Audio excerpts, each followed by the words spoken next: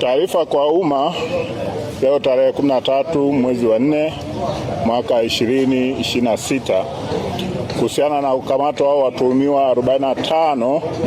wa makosa mbalimbali. Jeshi la Polisi mkoa wa Dodoma linaendelea kutekeleza majukumu yake ya kulinda usalama wa raia na mali zake, ambapo katika kipindi cha mwezi Aprili tarehe mosi mwaka huu hadi Aprili tarehe 13 mwaka huu tumefanya misako na operation mbalimbali na kufanikisha kubaini, kuzuia na kutanzua uhalifu, na jumla ya watuhumiwa 45 wenye umri kati ya miaka 20 na 39 wamekamatwa katika maeneo mbalimbali ya jiji la Dodoma. Katika operation hiyo, watu 8 wamekamatwa kwa kosa la wizi wa miundombinu ya shirika la umeme yani TANESCO, ambapo mnamo tarehe 11 mwezi wa 4 majira ya saa 5 usiku watuhumiwa wao walikamatwa wakiwa na kopa waya kilogramu 180.8, aluminium kilogramu 276.25 na earth wire kilogramu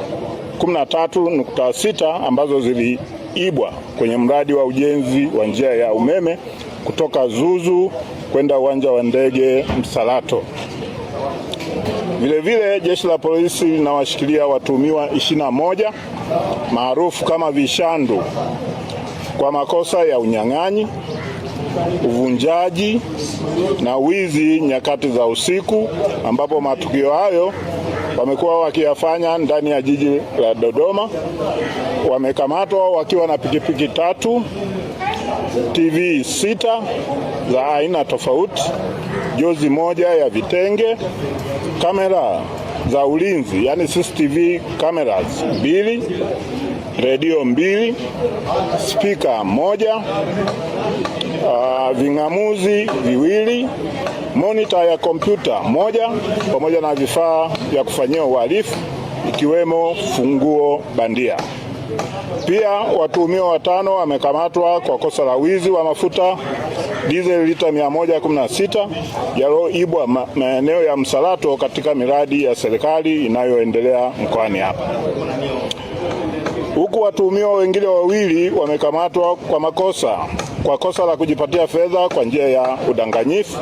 kwa kutumia kampuni inaitwa QNet